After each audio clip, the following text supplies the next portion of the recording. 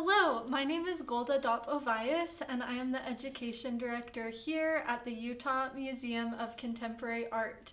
I am joined today by our art truck artist, Nina Elder, and we are thrilled to discuss with you the current art truck exhibition, What Sustains. Nina, can you tell us about yourself, including what you were like in elementary school? Oh, I would love to. Well, I'm an artist and an adventurer and an educator and a researcher, and it's sort of a joke, but it's also very accurate that I love rocks. And I've always loved rocks, and I love holes in the ground. And so a lot of what I do, I go out hiking and backpacking, and I experience nature, but I'm also really interested in seeing how nature changes and is used to meet human needs, which is a lot of what this show is about. And when I was a kid, I was kind of weird and quirky, but I also was very quiet and introverted. And I read a lot of books, and I really liked being outside, but by myself a lot. Okay. So I would often go on long walks and look at things and imagine stories and allow my curiosity to run away with me. And I feel really lucky that I grew up in a place and with parents that allowed that to happen, that my curiosity was really nurtured. And I've always had a really vivid imagination, and I loved drawing, and I've always loved the arts. So. Yeah, I grew up in Colorado, which is a landscape very similar to around Salt Lake in many ways. And I think something as a child that was very impactful on me was realizing that these mountain towns that I loved were actually mining towns first. And that underneath the ski areas and underneath the beautiful nature where I would go hiking, there were tunnels underground and sometimes people working underground. And so my imagination would be on top of the mountains and also in the dark tunnels and underneath. And that has lasted my entire life, that curiosity and fascination. Wow, that sounds like an incredible childhood, and we're so grateful you had those interests because it's turned into an absolutely beautiful show, or exhibition, which is a fancy word for art show. Okay, so the full title is What Sustains Landscapes for Curiosity and Connection. But Nina, wait, what does sustain even mean? That's an amazing question, because I hear people use words like sustainability and environmentalism and green all the time, and I don't even know what they mean. So I'm going back to like the word sustain. What does that mean? It means something that can go a long time, that has endurance, that's almost permanent. And so I started really thinking about what sustains us, what allows us to keep going. And I really believe the earth is going to keep going for forever. But we're also doing that in partnership with ecosystems and with rocks and with trees and each other. Okay, thank you. My pleasure. So it sounds like you've always been interested in creative expression. Can you tell us about what your journey toward professional artist career status was like? Yeah, that's a great question. Well, as I said, I grew up always knowing I wanted to be an artist. I've loved writing, I've loved drawing, ceramics. I used to play the trombone. Oh, I didn't know that. Yeah, and I've done a lot of acting, and so I went into school to be an artist. I went to college at the University of New Mexico, and I studied painting and art history. And then I went and got a master's degree in California in the fancy sounding field of critical economic theory. And that might make it sound like I'm going to be a banker or a philosopher, but what that actually meant was I really wanted to think about systems of how things work. And all of my art is about the really big systems of how things work, whether it's how a rock is turned into metal and then we use that metal, or a tree is turned into paper and we use that paper, or how our lives are sustained. So my whole curiosity about the really big systems has led to this show and what sustains us. And I've always enjoyed taking my body and my curiosity and my attention out into these places that I then make work about. So that's been a really big theme throughout my whole life. Right. And that's a very big theme and question of the show, which all of you will experience, and we need your help to think about it in new and interesting ways. All of us will bring a different perspective, which is really exciting. And Nina is visiting us here in Salt Lake City. What has made you curious and grateful lately? You live on the road, which is really amazing for an artist. What has struck you about our state and kind of piqued your curiosity the most? Yeah, well, I think there are so many wonderful things about Utah. It is such a diverse state. I've spent a lot of time in the canyon country and the mountains. And as Golda said, I do travel full time. I have a van named Margaret that I can sleep in, and I can carry my drawings in, and I have skis and backpacking gear and ice climbing gear and a little bit of everything. So I can go anywhere and have a really productive experience.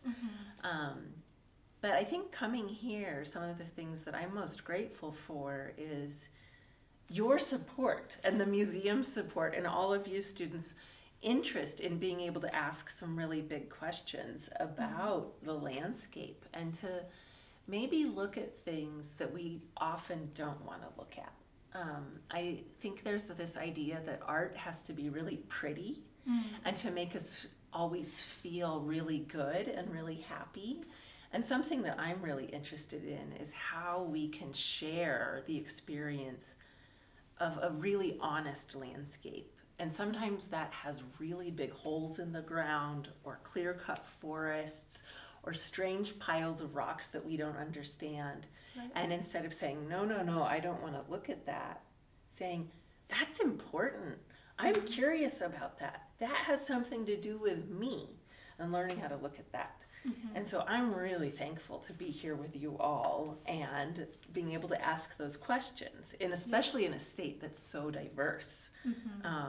I bet so many of you watching this video, students, have parents and family members and siblings that maybe work in mines, have worked in forestry, have worked in factories.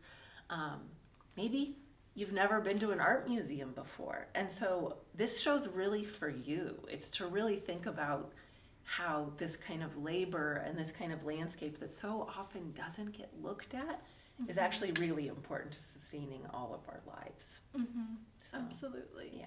And the earth and us are always changing. The weather changes, our moods change, our emotions change.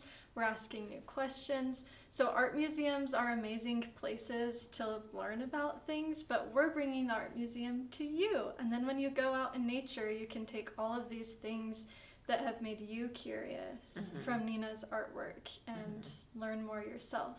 Right. And have you seen that list on the outside of the truck? Yes, it's amazing. Well, talk about curiosity. Well, let me tell you a little bit about the list, because it might just look like a list of words, but what I tried to do, I was really thinking about that question, what sustains? I was thinking, you know, what sustains our lives, our bodies, but also what sustains our cultures, what sustains our families, what sustains our communities, spirits. Everything. And so I tried to make a list of words of every single thing that sustains us. It's a lot of words. It's a lot of words. It's but a it's really not big complete. list. It can probably never be finished. Exactly. So I'm really kind of comfortable with it. I can't ever finish that project. It's driving around in a truck right now, but I'm really excited for you all to help me think of more things to add to the list. And so when we're in the truck, you're going to be invited to write some things that sustain your life or sustain your family or help your ecosystem and add to that. And so there's this opportunity to keep unfolding and revealing new things that help life continue. So this is a really big and long project. It's going to take the entire school year and all of you. So when you start a project this grand and big and exciting, what is usually your first step?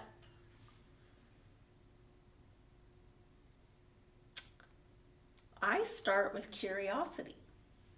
I always spend a little bit of time recognizing that there's something inside of me that I just can't stop thinking about, that I might feel a little bit obsessed about, or that I can't figure out, and I just maybe have endless questions. And that's okay. I think that so often we're told that we're supposed to know everything and understand everything, and that's not always the case. Right. And so it's been really important for me as an artist to recognize and see when I can't figure something out, when I don't know everything, and when I think creativity might help me answer some questions that books and school and my parents might not answer. There's a whole different way of learning that you can use your body and your eyes and these burning questions that are inside of us. So I always take a little time and see what's inside of me that's a little different from other people, that I can explore in the landscape and with students and with rocks, because I love rocks. So I would say curiosity is always the beginning and the end. It's a one big cycle. That's a good sandwich, a curiosity sandwich. And sometimes the middle might be really big and long. And sometimes it takes us a whole lifetime to figure something out. So when the students come inside of the truck, what do you hope they leave remembering? What do you hope they take away? Well, when a student goes into the truck, they're going to see some really large, quite realistic drawings that I have made of places that I have looked at and that I have studied and that I find really interesting. And most of those are places that a lot of people would call really ugly, or that are scars, or that are toxic. And I find a strange beauty in them, because although they are maybe devastated or industrial or loud, they are places that are so connected to the rest of us. You know, everything that we use comes from the earth. There is no material that has not been removed from the earth, either by someone cutting down a tree, or someone digging a hole, or someone growing our food. Everything comes from the earth.